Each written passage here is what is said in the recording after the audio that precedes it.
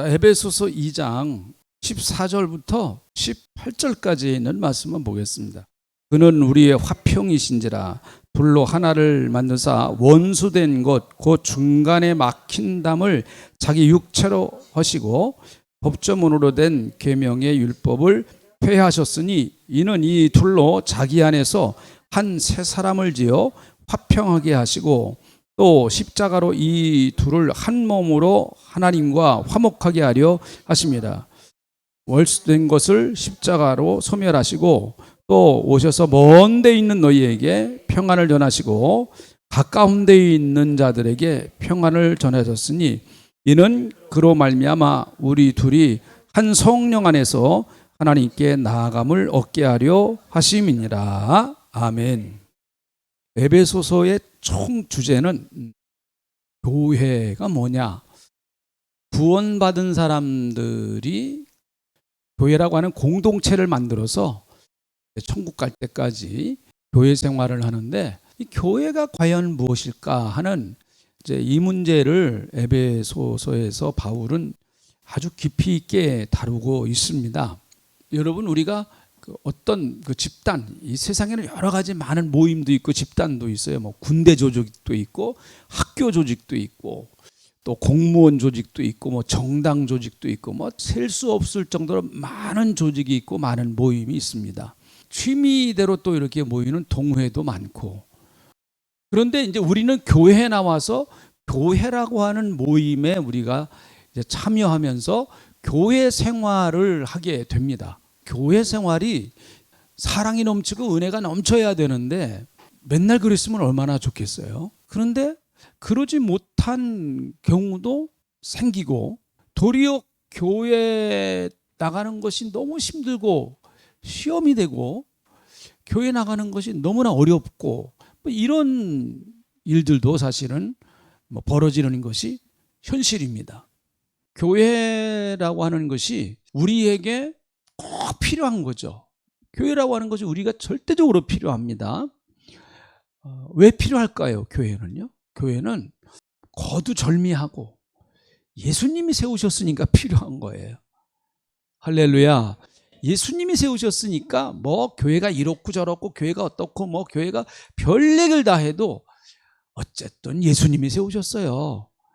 여러분, 예수님께서 필요 없는 어떤 조직을 만든다든지 필요 없는 모임을 만든다든지 절대 그러시지 않으셨습니다. 예수님은 조직을 만들어 가지고 조직의 우두머리가 되신다든지 집단을 만들어서 그 집단을 이끌어가는 리더가 된다든지 그런 거 거의 안 하셨어요. 그저 해봤자 12제자 12제자와 함께 조금 더 많으면 70문도 70문도와는 거의 같이 했다고 하는 내용이 성경에 거의 안 나와요. 예수님이 70명을 전도로 보내셨다 이 정도밖에 안 나오니까 잘 몰라요. 근데 12제자와 함께는 예수님이 3년 동안 정말 깊이 있게 같이 보내셨잖아요. 뭐 12제자 정도의 숫자만 가지고 예수님이 실제적으로 목회를 하신 거나 마찬가지죠. 교회가 참 예수님이 세우신 너무너무 좋은 우리에게 절대적으로 필요한 공동체인데 교회가 또 우리 신앙에 여러 가지 많은 어려움을 갖다 주기도 하고 시험을 갖다 주기도 하고 그렇습니다. 하나님이 세우신 예수 그리스도의 핏값으로 세우신 교회가 좋은 것들만 있어야 되는데 좋은 것도 있고 안 좋은 것도 있고 이게 막 뒤섞여 있단 말이죠. 어느 교회고 좋은 것만 있는 교회는 거기는 이제 하나님이 보내신 천사들만 있는 교회예요. 그런 교회는 없죠. 그런 교회는 천사들만 모인 교회는. 그러면 마귀들만 모인 교회가 있느냐? 그만큼 교회는 마치 밭에 알곡과 가라지가 같이 있는 것처럼 교회에도 알곡도 있고 가라지도 있어요. 근데 하나님은 가라지를 뽑아내시질 않아요. 보니까 언제 뽑으신다고요?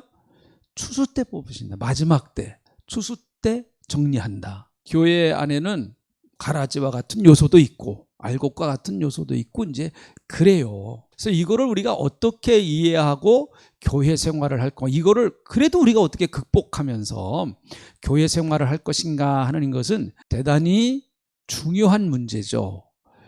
교회를 떠나면 안 되니까 우리가 어떤 교회 떠나면 안 되잖아요. 교회에 잘 정착해서 믿음으로 신앙이 자라고 또 교회를 통해서 하나님께 영광을 돌리고 이래야만 그 신앙이 정상적으로 잘 회복되는 것 아니겠습니까? 그런데 제가 말씀드리는 이런 고민을 저만 하는 게 아니고 사도 바울도 한 거예요. 사도 바울도. 여러분 참 좋은 교회가 돼야 되잖아요. 그렇죠? 좋은 교회란 문제가 아무것도 없는 교회다. 아니, 그건 좋은 교회가 아니에요. 그건 개념이 없는 교회, 개념이 없는 교회. 그건 교회에 관심이 없는 교회예요. 관심이 없는 교회. 주일날 와서 예배드리고 곧바로 가고 아무 문제 없어요.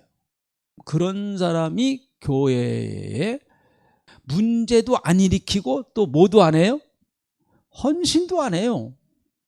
그게 뭐예요, 그거는? 그런 사람들만 모여있는 교회는 교회가 됩니까, 이게? 안 되죠. 그러니까, 좋은 교회는 어떤 교회인가 하면은 문제가 있으면 그 문제를 성경적으로 해결해 나가는 교회. 할렐루야. 성경적으로 해결해 나가는 교회가 좋은 교회예요. 문제가 없는 교회가 좋은 교회가 아닙니다. 이런 사람은 문제를 통해서 답을 찾습니다. 문제가 있어야 답이 나오죠. 여러분, 사람은요, 어려움이 있어야 용기가 생깁니다. 어려움이 없는데 뭔 용기가 생겨요?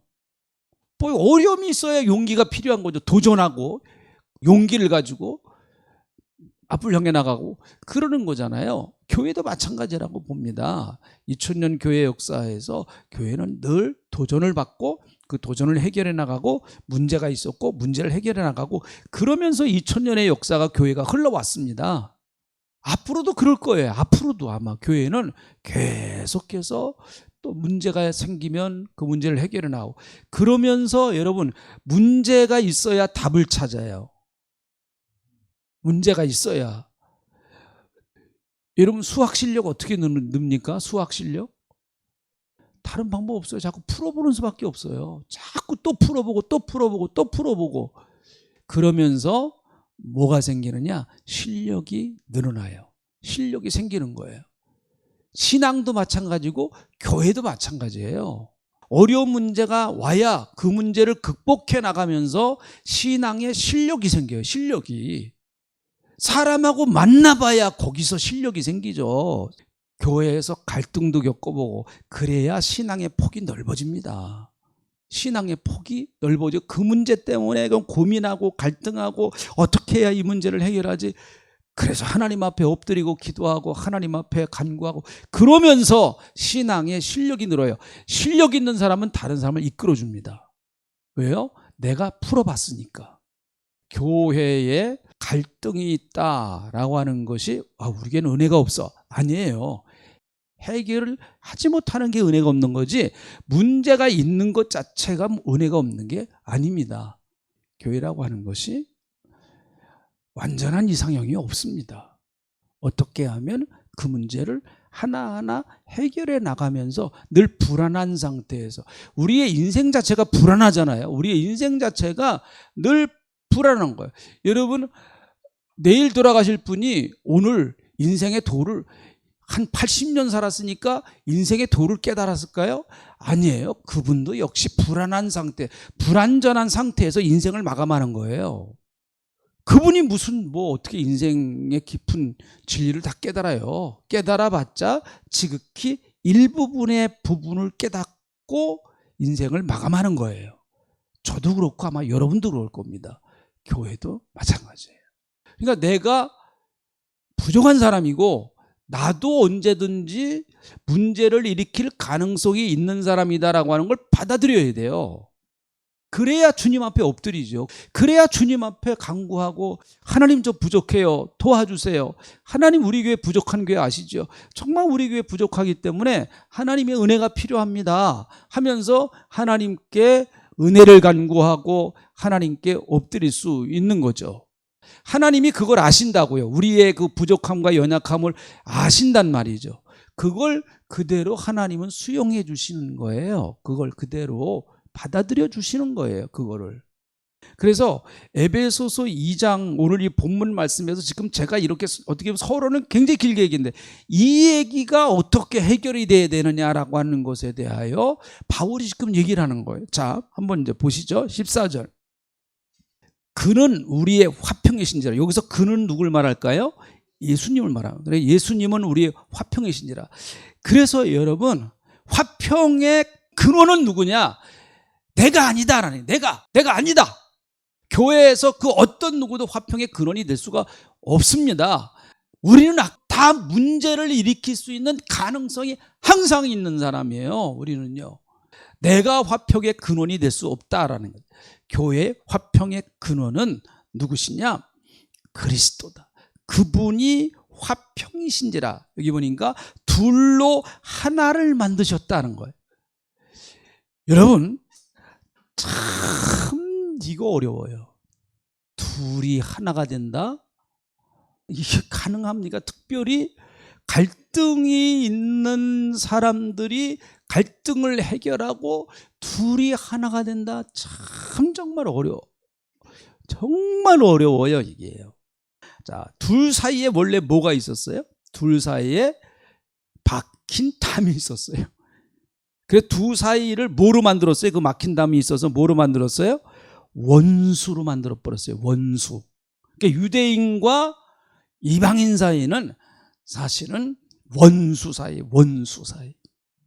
중간에 막힌 담. 그래서 그 유대인들이 지은 성전을 보면 이제 신약 시대에 와서 성전을 보면은 그 솔로몬이 지은 것도 마찬가지지만 이방인의 뜰, 그러니까 이방인이 들어올 수 있는 그 뜰이 있어요. 뜰이 거기밖에 못 들어와. 이방인들은 만약에 거길 지나서 이방인이 거길 넘어서 들어가 버리면 그건 죽습니다.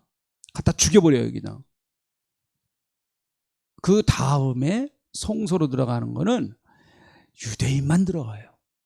유대인만. 그래서 유대인과 이방인 사이에는 담이 있어요. 담이 있습니다. 이거 못 뚫어내요. 이거 허물면 안 됩니다. 누구도 허물 수 없어요.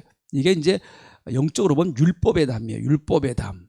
이 중간에 막힌 담을 예수님이 허셨다는 거예요. 예수님의 육체로 허셨다. 예수님의 육체로 허셨다는 얘기는 무슨 말이에요? 당신의 몸을 그 육체로 십자가에 못 박았다고 하는 얘기죠. 십자가에 못 박았다는 거예요. 그래서 둘이 하나 되는 데는 누군가가 희생이 필요해요. 누군가가 죽어야 돼요. 누군가가 죽어야 됩니다. 그렇지 않으면 어떻게 그게 가능합니까? 그러니까 이게 참 어려운 거예요. 이게 정말 어려운 거예요. 둘 중에 하나는 죽어야 돼요. 희생이 있어야 됩니다. 누군가가 희생이 있어야 돼요.